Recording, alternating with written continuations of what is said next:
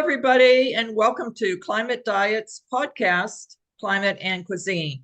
My guest today is Mark Rifkin, who is a registered dietitian with master's degrees in both health education and environmental science. He specializes in applications of plant-based diets, sustainability, policy, and health. And he's also written peer-reviewed articles on the impacts of chronic disease and climate-related disasters on healthcare capacity and nutrition policy. Mark previously worked in policy for the Center for Biological Diversity and the Academy of Nutrition and Dietetics. Please join me in welcoming Mark Rifkin. Mark, so good to have you with us. Thank you very much, Jane. It's a pleasure to be here, and I look forward to a great podcast call. I want to also mention that Mark is on the advisory board of Climate Diet, so we really appreciate his guidance. And actually, he's brought it to the forefront just recently when some guidelines were released, actually a report on the dietary guidelines for USDA, Department of Agriculture. So why don't we talk about those in a minute? But I really like to start off by hearing your origin story. How did you become a plant-based eater? I'm not sure if you're a vegan or a vegetarian or just a reduced meat consumer. I'm vegan. I've been vegan since 1986, and I went vegetarian in 1984. So I literally just had my 40-year anniversary. Wow, congratulations. Thank you. So it started by my desire to major in environmental science in my original undergraduate degree a long time ago in a galaxy far, far away. And one of the courses I took was entitled Environmental Ethics.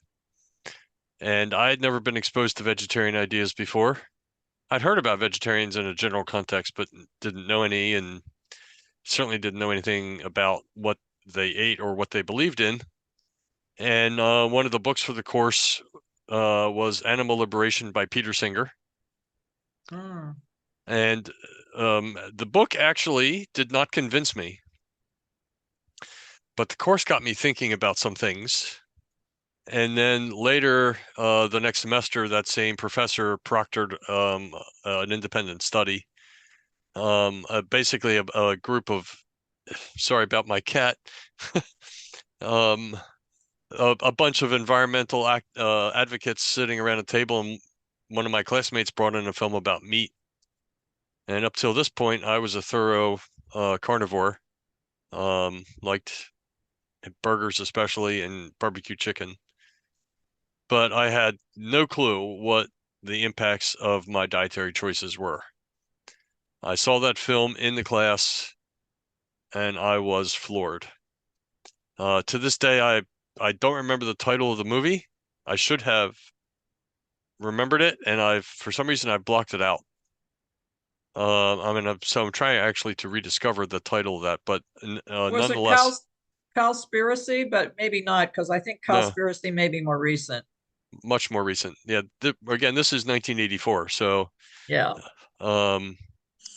It may be the Animals film, but I'm not 100% certain of that.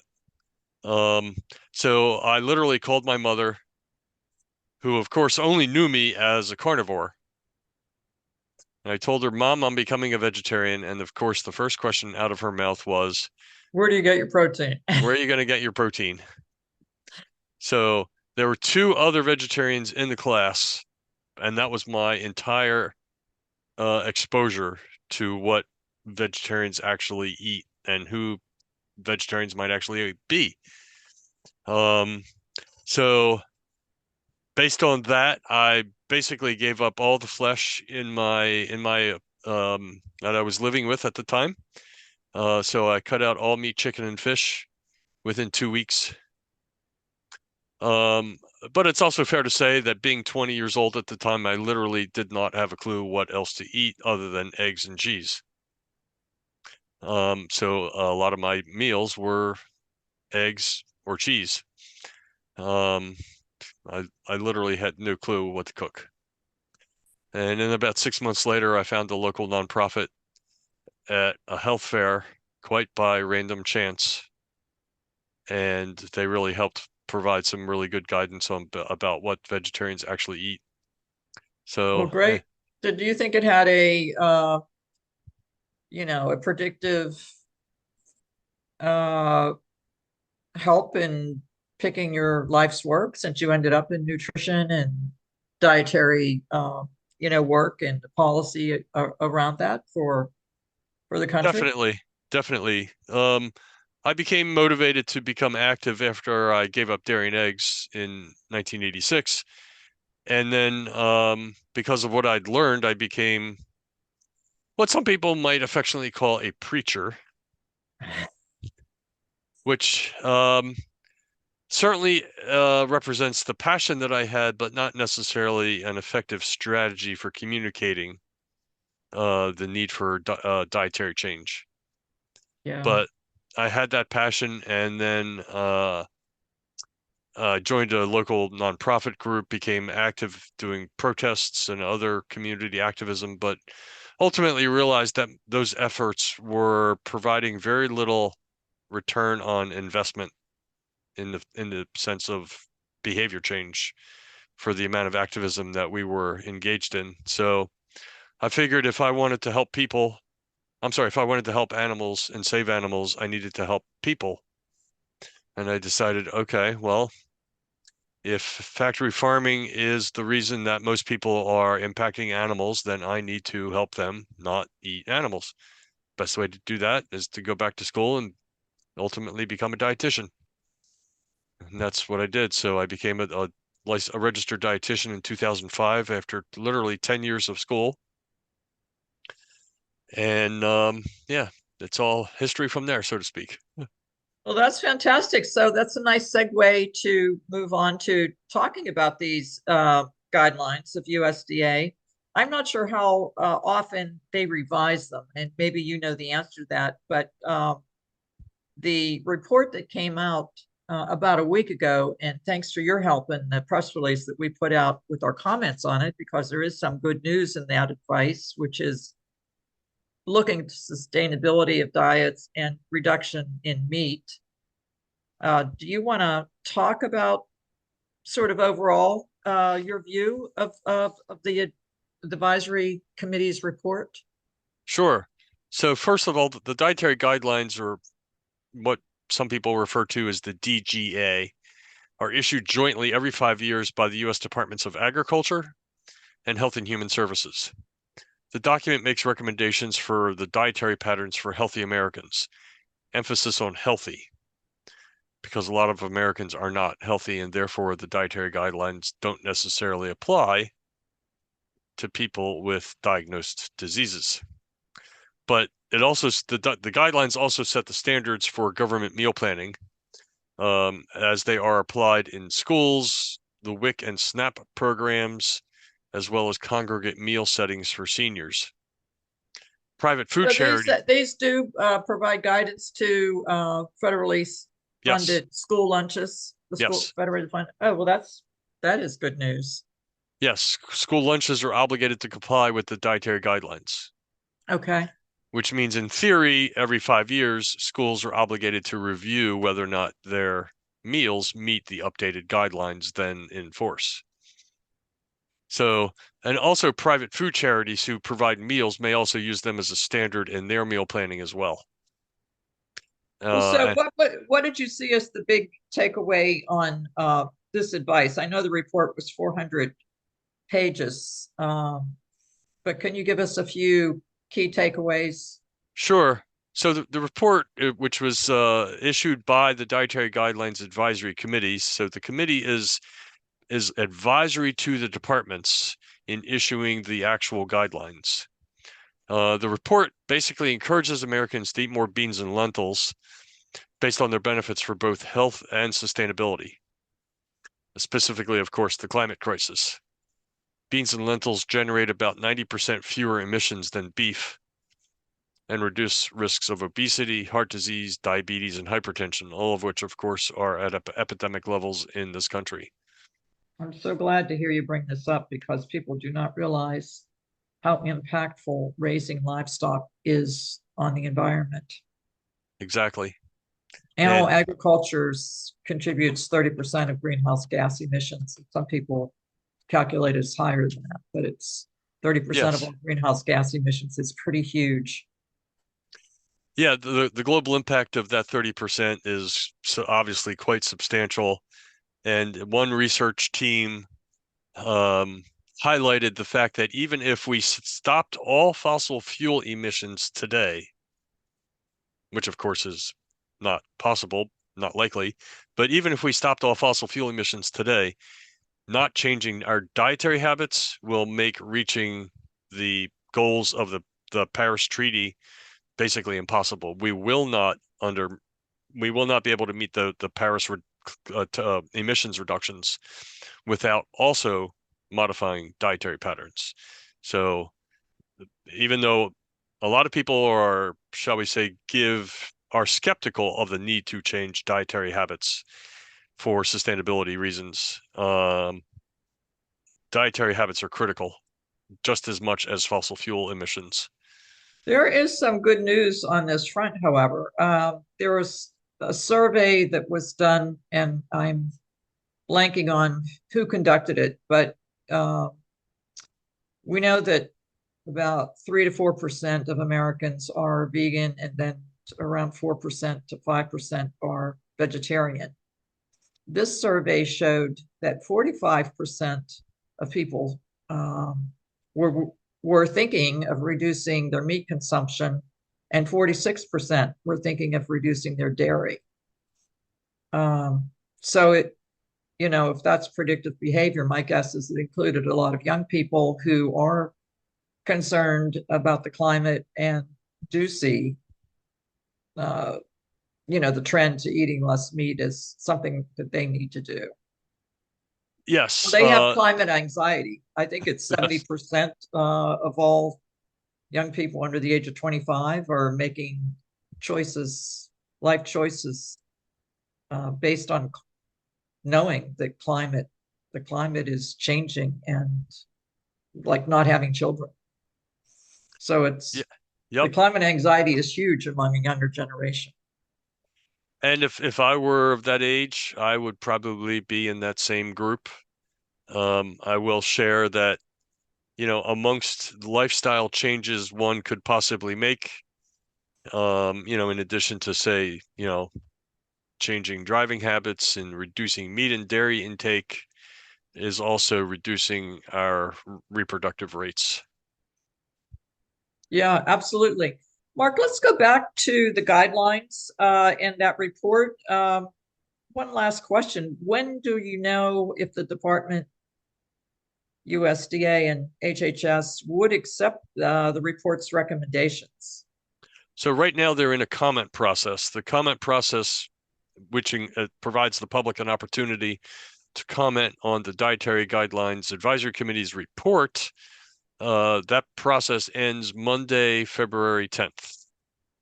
So once the public comment process is complete, the departments will review the report and the public comments and issue the actual guidelines sometime later this year, assuming department processes are complete as planned and scheduled. That may be a very large assumption. So that process, if I'm correct, that process should also provide for another opportunity for the public to comment on the draft dietary guidelines. In other words, the agencies will send out a draft with an invitation to comment, and then issue the actual formal final dietary guidelines theoretically sometime toward the end of the year.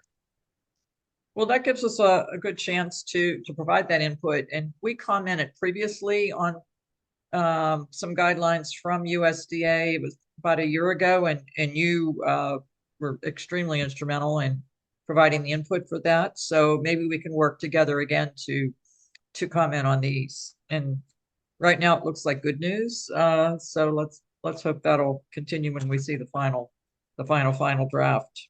Definitely. We are all optimistic that the process will allow the departments to formally adopt the report's recommendations for people to eat more beans and lentils. I personally eat beans or lentils essentially every day in some form or another, which of course, basically drives people to cook more, which is one skill that has definitely been lost in the last 40 or 50 years. Well, let's move on to talk a little bit about the industries that are making massive amounts of money in the meat and dairy. I don't know if you've read the book or heard about the book written by Chloe Sordino called Raw Deal. It's about the huge concentration of a few big players in the meat industry. Um, it's it's worth reading, and I think she agreed to a podcast on that, so we'll have a podcast on it later. But along those lines, and she brings this up in her book, is why I'm bringing it up to you. How do the meat and dairy industries manipulate the public, do you think? Multiple ways. First of all, roughly, so after meat is sold, after the animals are sold, they are processed or slaughtered. That process is controlled for beef and pork. I believe it's four major companies control something like 85% of the market. Right. So, yes, in theory, one could go to a small local supplier, obviously pay a substantially more per pound, but most Americans don't have that choice, and most Americans are probably going to vote more with their pocketbook, and they're going to seek the lowest price, which of course is driven by these four. Essentially, you can call them, they're in monopoly or semi-monopoly. Oligopoly in meat. Yeah, oligopoly. That's a good word. So, so of course they are controlling the market. Now, I've heard of the book. I have not read the book yet, but one can only speculate in terms of what types of collusion there may be amongst these four major processors. And as a side note, of course, one of the major processors is based in Brazil, Right. Right. uh, using what used to be Brazilian rainforest in the Amazon to grow cattle feed and graze cattle, which a substantial amount of which is actually imported into the United States. Right. Most Americans don't know that we are actually importing substantial amounts of Brazilian beef. I was you brought up the idea of collusion and you weren't sure how much there was. NBC did a report, and I think it was 2021 or 2022 during COVID, and showing price fixing and the Biden administration buying Right. Actually, I remember that. Yes. Yep. buying the big four in the meat industry for price fixing. And of course, it was a really sorry time when people were losing jobs and people were too sick to work, and the country was suffering so many deaths. They but for those who were losing their jobs, buying meat at the time was then ratcheted up to ridiculous levels, and none of so the Biden administration did find them. They one other part of that report showed that they made record profits that year, and none of the money went down to the actual people that were the farmers. Right. Yeah. I believe USDA has reliable data on how much of the typical food dollar goes to the farmer who actually grew or raised the original product. I think it's 8 cents. Is it? Something like that. Yeah. There's probably variations between, say, plant foods and animal foods, of course, and there's probably variations amongst individual foods, but on average, yeah, it's something like 8 cents, and with the vast majority of that dollar going toward the retailer, the processor, and the distributors, and the farmer gets pennies. Well, one of the big impacts has been growth of Walmart and grocery stores. And I know a lot of people find that positive because I believe, they're shown to have lower prices. But as far as the meat goes, because they have, I'm not sure if it's 3,500, 3,600 stores, grocery stores, essentially across the country, they are the biggest retailer and grocery retailer. Kroger Right. is second. In this book, getting back to your point about sharing of the profits, this book says they take 48 cents of every dollar. So essentially half goes straight to them, Wow. which would be, I would assume the least, risk and the lowest amount of output. I mean, they're just taking the products and putting them on their shelves, on their coolers. Right. Anyway, but eight Yeah. cents is going to the processor. It's or the farmer. The farmer. Yes. Yeah, Yeah. the farmer. The processor does take more. Yeah. So the processors are the big four, which for the beef industry are Tyson, Cargill, I believe it's IBP, which is International Beef Packers, and then the Brazilian, JBS. yeah, or JBS. JBS, right? I couldn't remember JBS. So yeah, so I think they each take about 40% would be my guess. So the other ways that the industry manipulates the public is through part of that is through labeling. So until recently, meat packages weren't required to contain a nutrition facts panel. Mm. So consumers really didn't know how much protein, how much fat they were eating, because the government was not requiring even the minimum standard of a nutrition facts panel. So So to when this, did that change? so I believe in the last 5 or 10 years, but I believe some meat products are still exempt from requiring a nutrition facts panel. If my understanding is if they contain a single ingredient, in other words, beef, end of story, no salt added, no water, etc., no flavorings, they're not obligated to provide a nutrition facts panel. Mm.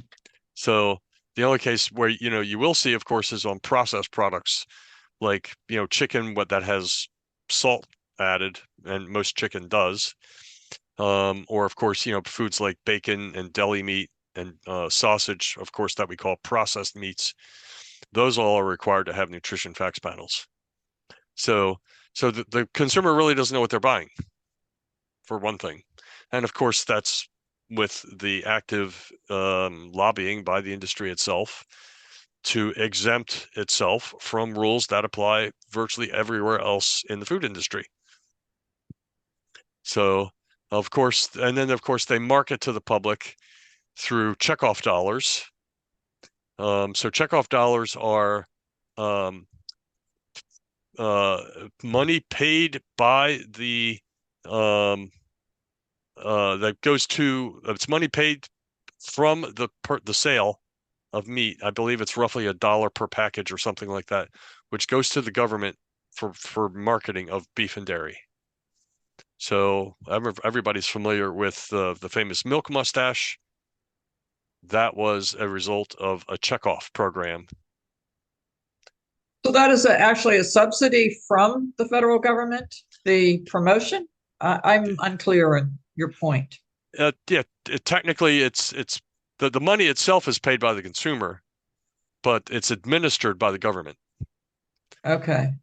So it's the government using, the portion of the sale price to market products which are known to, of course, increase risks of chronic disease, increase the emissions that drive the climate crisis, literally steal water from people's faucets because it's going to beef and dairy.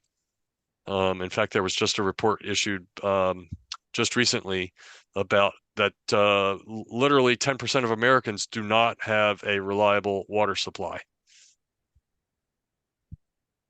Well, this is all very interesting. So what do you think the industry messaging, I mean, do you think it's working? As we know, meat in the United States per capita is the highest in the world.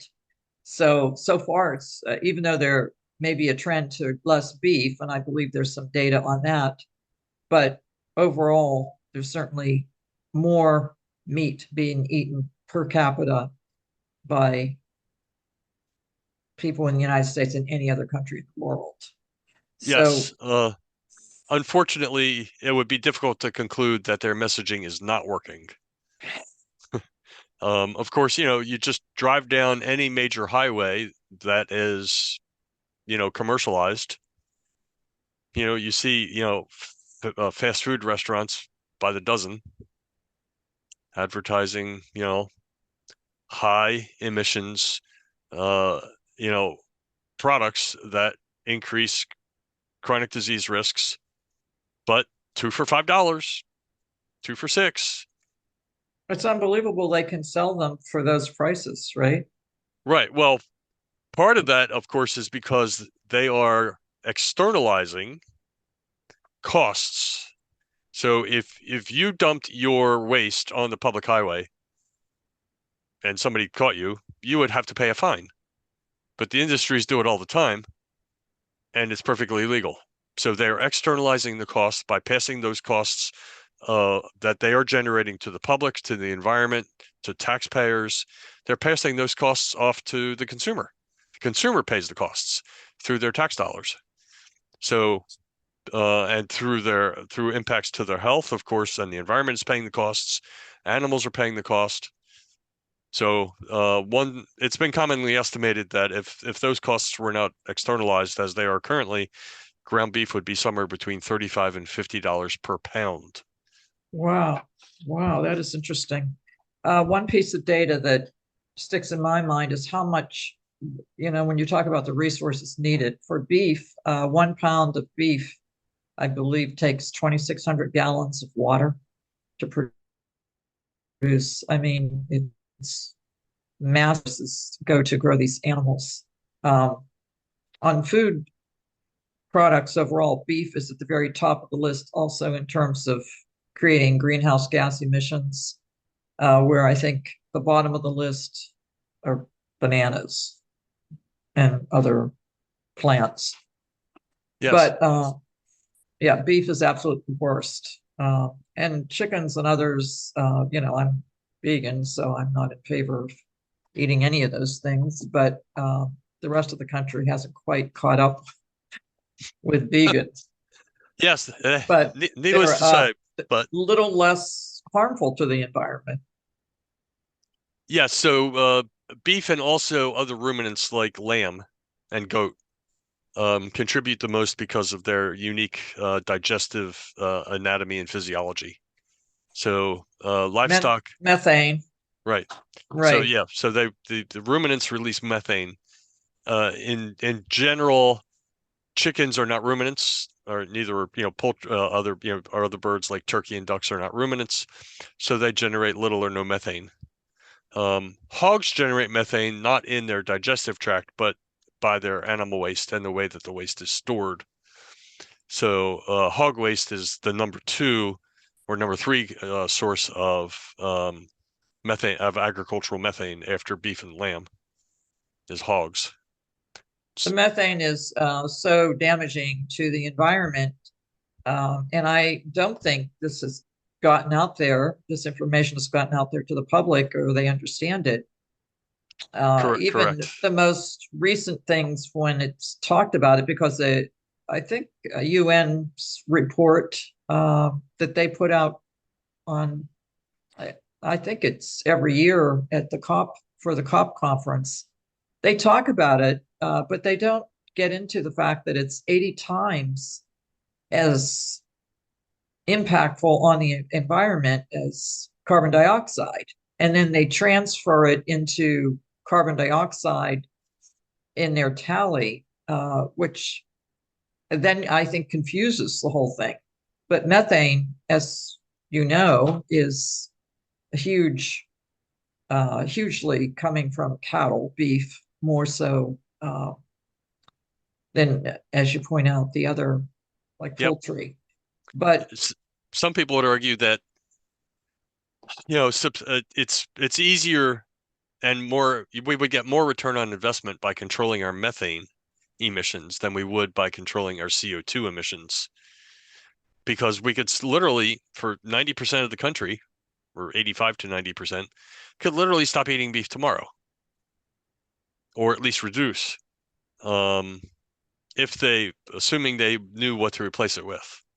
But of course, most Americans don't cook much, and they're even less familiar with cooking beans and lentils and tofu. So, yeah, they're sort of, even if they're interested in reducing their beef intake, they're still exploring, okay, well, how do you cook these lentils, and what do you flavor them with, and how do you get them to taste good? And what if the lentils have been sitting in my cabinet for 5 years? Can I still cook them? that I would like to know that, because I think I may have some. So technically, there's nothing wrong with them. They will probably almost certainly take much longer to cook than if they were, say, only a year old. But theoretically, if they get soft, they are edible. I actually cooked some beans that were about 2 years old, and I cooked them probably twice as long as they would have otherwise needed. They were still a bit firm. I wouldn't say that they were thoroughly cooked. But it's not really a food safety risk. The biggest challenge is really more for people who may or may not be able to digest beans that are only partly cooked. That's really the biggest impact. But technically, there's nothing wrong with lentils that are more than a couple years old, or other Well, beans. you can buy beans, that are already cooked in cans, Yes. and they're, I mean, that's the way I do it mostly. Lentils are certainly easy to cook.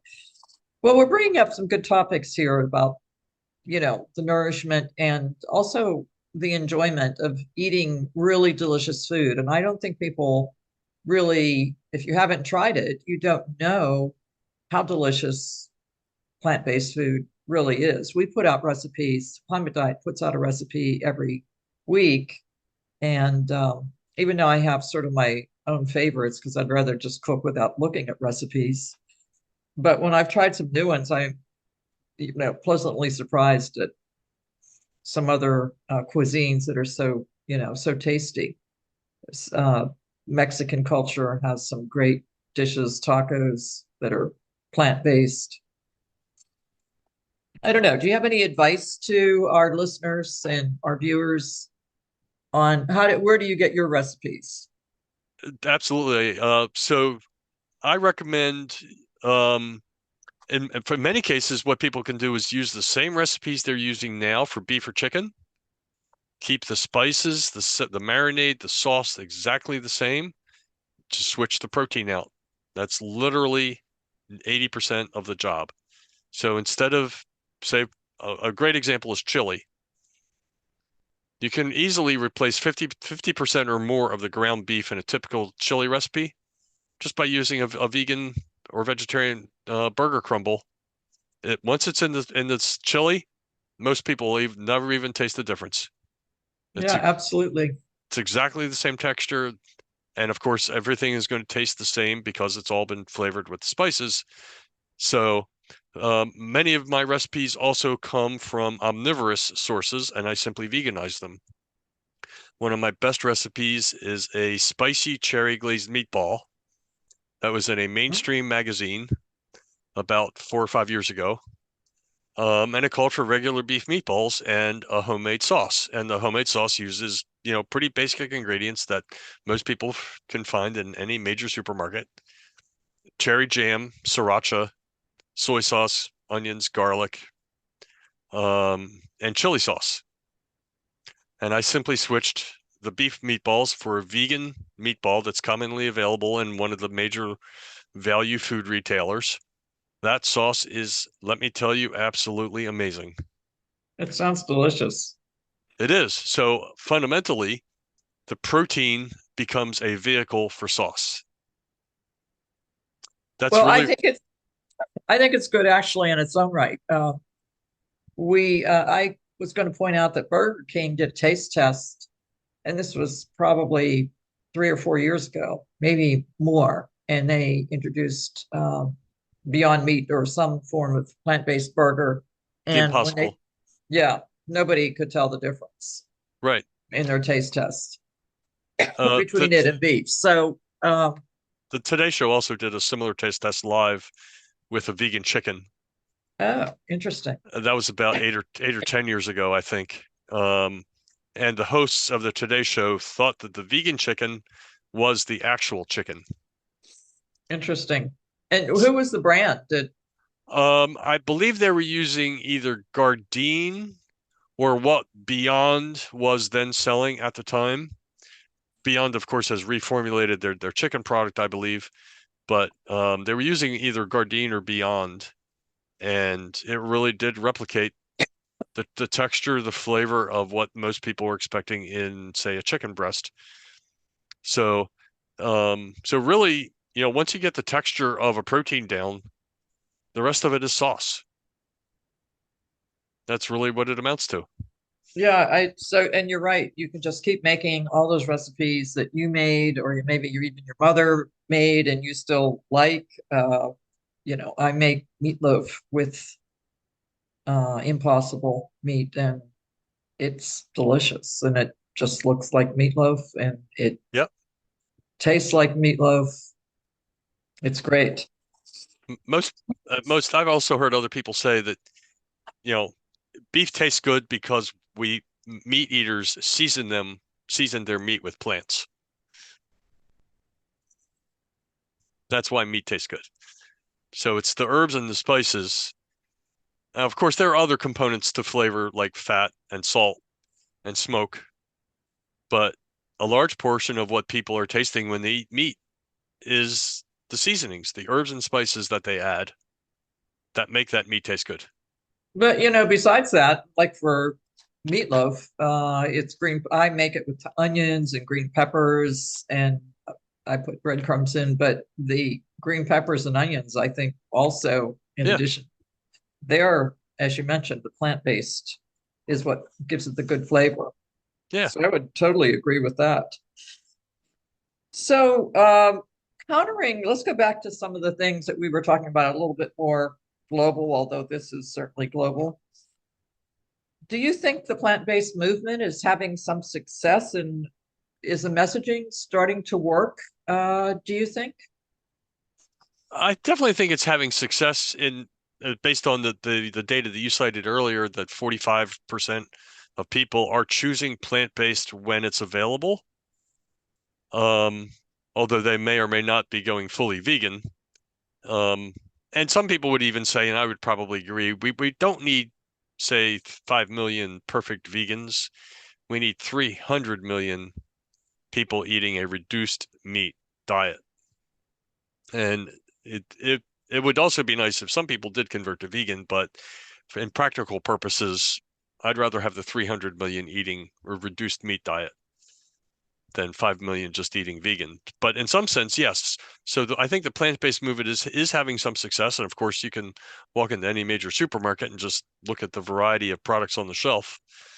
True. Retailers are certainly not going to devote shelf space to product that does not sell. So Good point. on the other hand, could the movement be doing certain things better? Yes, I think they could. And there some parts of their messaging and their communications could definitely be improved, specifically with regard to nutrition and helping people understand that behavior change is not necessarily easy for some people, but it is possible. Because ultimately we're talking about changing lifestyles. And to ask the average omnivore to simply cut out a large portion of their current diet may or may not be a practical ask. I'm in total agreement with you there. And that's why Climate Diet, our organization, really is promoting reduced meat consumption. And as you point out, with your goal of 300 million reduced meat consumers, absolutely. we did a little calculation, my daughter who is vegan, we were writing New Year's resolutions for the world or for the US and before New Year's one day. And I said, let's see what would be the result of if the country, the citizens of the United States or the residents of the United States just gave up meat one day a week for 1 year, how many greenhouse gas emissions would we save? And the calculation ended up being that it was equal to taking 25 million gas-powered cars off the road if we did that for just 1 year, 1 day a week. And I think that's achievable. Who can't just give up meat for 1 day a week? Well, I think that's where I think we're having the challenge. If you ask the typical omnivore to do that, I think the typical omnivore would look at you and say, well, what else do I eat? And I think it's largely because of that they're not exposed to foods that are commonly available, like beans and lentils. They just haven't eaten them, or certainly not since they were a child, very likely. So, and most people, when they think about beans, they think about certain digestive effects. They think about baked beans. They're not familiar with, say, for example, a really tasty Indian soup with yellow split peas called dal, which can be very flavorful with lots of garlic and onions, or Ethiopian berbere lentils, which, I challenge anybody who thinks that, plant-based protein is boring to go eat Ethiopian berbere lentils. It is definitely not boring in any sense, but people are, and like I said earlier, they're largely not cooking like our parents and grandparents were. So it's partly just a matter of familiarity and exposure to foods that they're not familiar with. But if they knew what to eat, they say, oh, okay, I could cook some lentils. They're not that hard. Literally, they're done in 30 minutes or less. Okay, yeah, I could do that. But how many of us have cooked lentils? So easy to cook. Yeah. Mark, we have to, I'm getting a signal to wrap up before this ends automatically. And so I'd just like to thank you for being our guest today. And I would love to take this conversation further. So I hope you'll come back and be a guest again. But thank you all out there for listening to us and watching our show today, our podcast today. This is Climate Diet. Our guest has been Mark Rifkin, a member of the advisory board and a policy advocate on nutrition and health-related concerns. So thank you, Mark, and join us again at our next podcast.